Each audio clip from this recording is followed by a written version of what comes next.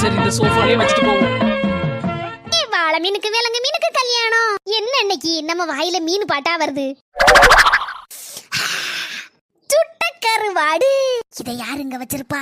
வேற யார் வச்சிருப்பா? நம்ம மருமோதான். மருமோளுக்கு என் மேல என்ன பாசம். செல்ல தாயி எல்லாம் உனக்கு தான். தின்னு தின்னு. சுட்ட கருவாடு வித்தியாசமான டேஸ்ட்ல சூப்பரா இருக்கு.